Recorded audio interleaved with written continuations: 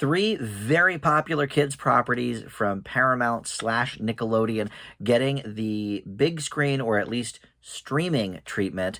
We're going to talk about Paw Patrol, the movie, My Little Pony, A New Generation, and the Loud House movie right now.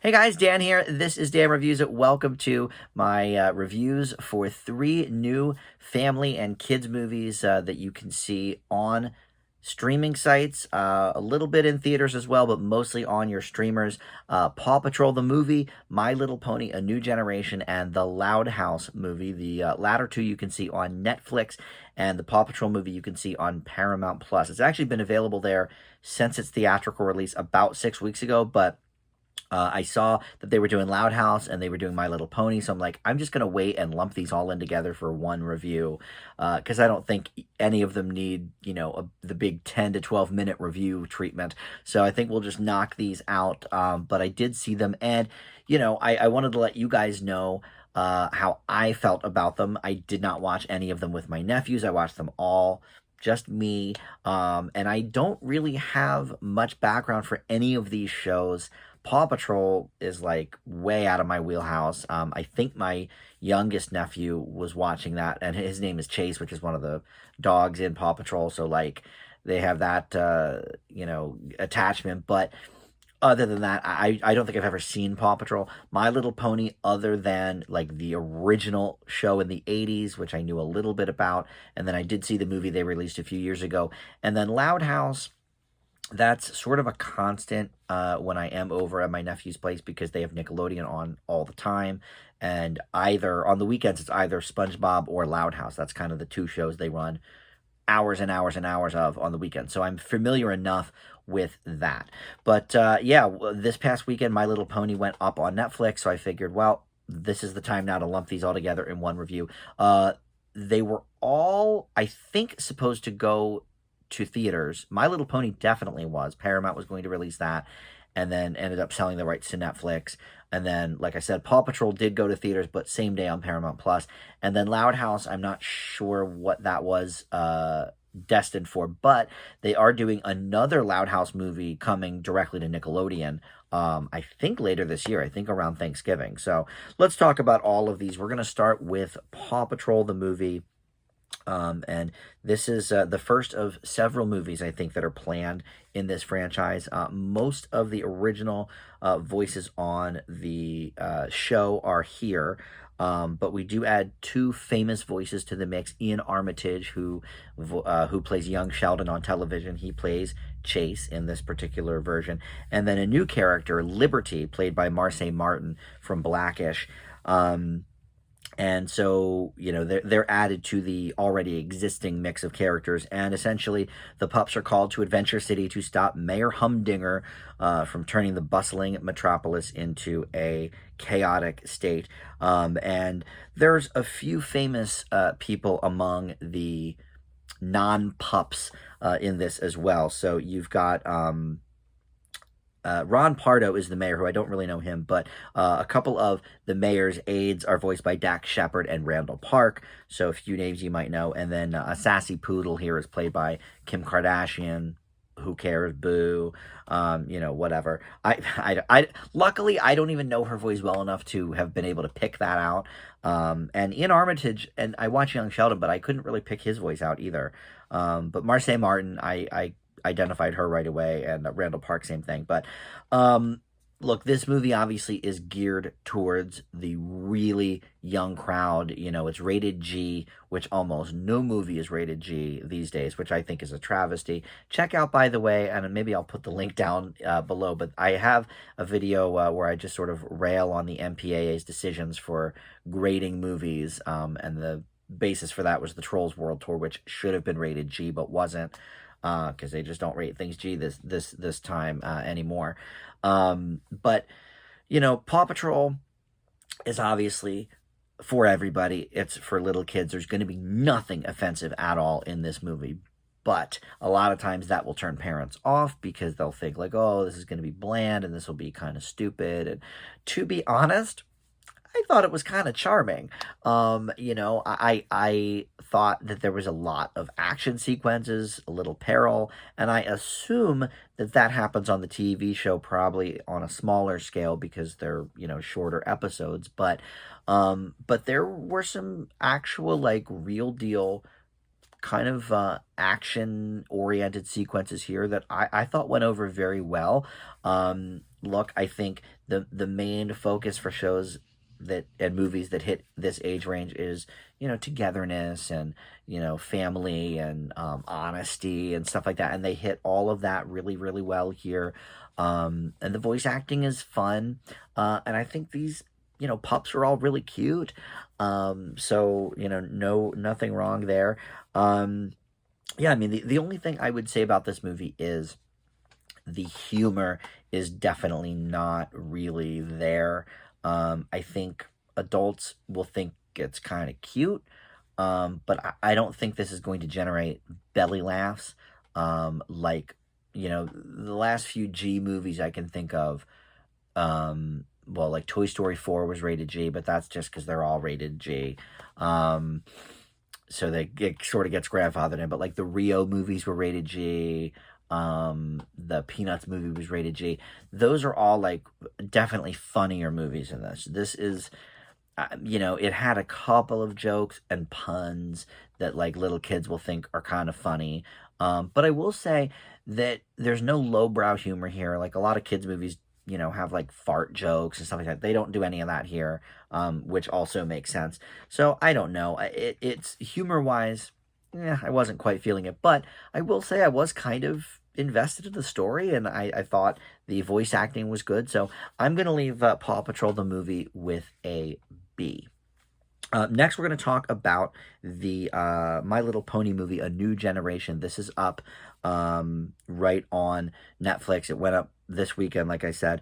And this has some pretty famous voice acting as well. It's all sort of new people because it's new characters. But for the first time, apparently in My Little Pony's history, it is in the same universe. Most of the time, they just basically start fresh with new characters and new universe. But here, basically, this is set years and years after the friendship is magic, and magic is gone. It's a magicless era now, and so it's become just folklore.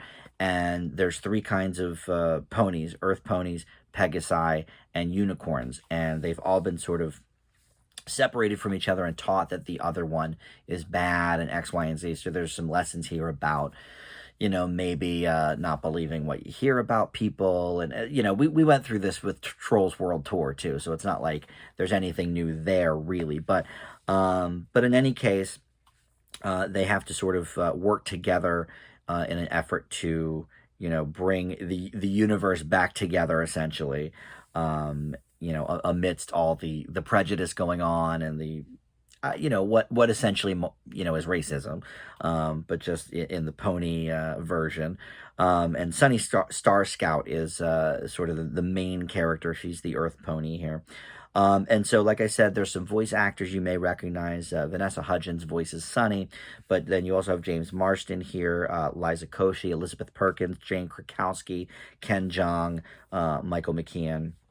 So a lot of people This is the most musical of the three films. I think all the films have at least a couple of songs, but this one, Paw Patrol, might only have one, and then the one over the credits. But in this one, they're singing, every 5-10 minutes. Makes sense because James Marsden has done a lot of singing in his movies.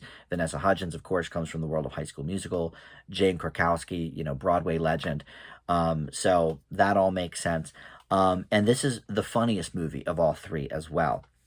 Humor, I think, good for kids and adults. What's so interesting about My Little Pony is how it's sort of become over the years this big thing for adults. They're called bronies. When I was a kid, My Little Pony was a very girly thing. It was like the Care Bears or something like that. But in the last, I don't know, 15 years maybe or something, it's grown into this huge thing for furries really like it, adult men really like it, but kids like it still, just the same as they always did, especially little girls. So I think it sort of plays to all of those different demographics. I think the humor is, a lot of sort of winking and nodding, and a lot of like wordplay that I think maybe will go over at kids' heads, but not because it's dirty, just because it's sort of like a highbrow type of joke. But I think this sort of hits all the marks, and the music is really good here. The only thing I can really say in the negative is, do we really need a whole nother take on My Little Pony? This is, like I said, I think the fifth one in the franchise. They just keep cranking them out. So it's not like there's anything necessarily new here, but it is interesting that it's set kind of in the same world. And we have actually the voice actors from Friendship is Magic in a flashback in the beginning, so that it's like connected to that. But yeah, for me, this was the most enjoyable of the three. I leave My Little Pony: A New Generation with a B+.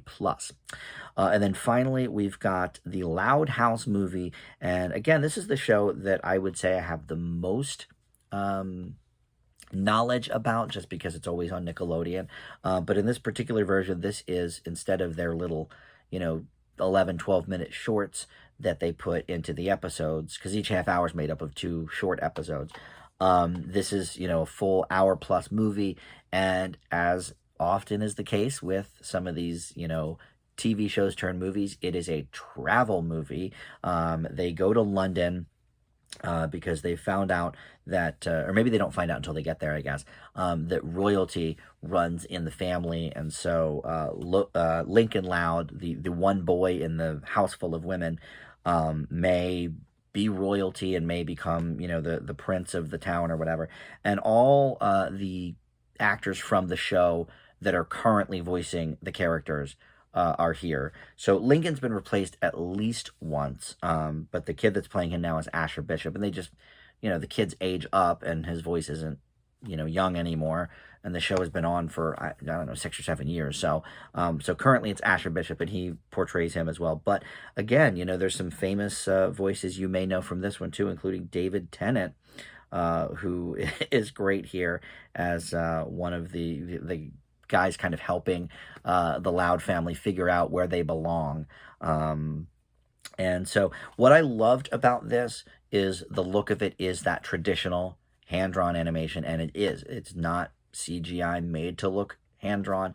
They employ all the same, looks that they do for the TV show. So this is a 2D hand-drawn movie, the first one they've had actually since 2015 when they did that one SpongeBob movie, because the new SpongeBob movie is very, very 3D and sort of eerie. Kind of talked about that in my SpongeBob review, but this has the look and the feel of that regular weekly show, and I think that's important. It was one of my big criticisms of that new SpongeBob movie, so I think that works really well. And there's some music here. I don't remember if there's music in the regular series or not, or if they just did that special for this movie, but there's a few songs in this movie too that are pretty catchy, to be honest. And without giving spoilers to the old Loud House movie, one might say that Lincoln learns a lesson about, being true to yourself and how important family is and X, Y, and Z. And look, obviously, they can't really stay in London because then the show would have to be taking place in London. This is, canon, I believe, to the show. So I won't tell you how, but yes, by the end of the movie, they're back in their original Loud House, back in the old US. So obviously there's some lessons learned there. And I think this is a good movie. It's I think the weakest of the three. And part of that is because it doesn't really differentiate itself from the show. Like I think the look wise, that's a positive, and everything, and the voice actors being the same, that's a positive. But at the end of the day, it acts kind of as just an extended episode of the Loud House. With My Little Pony, they're sort of building a whole new world there. And same thing really with Paw Patrol, even, because they're adding that new character, Liberty. I don't know if she'll be a part of the show, but, it was something a little different. This is kind of just an extended episode, but I did enjoy watching it. I mean, I've always kind of liked the Loud House in the background when my nephew's watching it. So it is a positive grade, but it's, for me, the weakest of the three. It was funny in parts for sure. And I have always liked that character of Lincoln. And, the sisters sort of all have their one thing that they're known for. That doesn't get really fleshed out here, but why would it? He's always sort of the focal point anyway. Um, but I think there's some good messages here, like in the other two as well. So I leave Loud House movie with a B minus. All right, so that's it. Like I said, I didn't think any of these necessarily needed their own review, but we'll just lump them all together here. And we're going to see actually a lot more of my sort of lumped together movie reviews as we're approaching the end of the year here, and I'm sort of catching up on stuff from earlier in the year that maybe at this point in time don't deserve their own review, but I want to at least get my thoughts out there. So look out for those. But thank you for watching. We'll see you back here next time. Bye.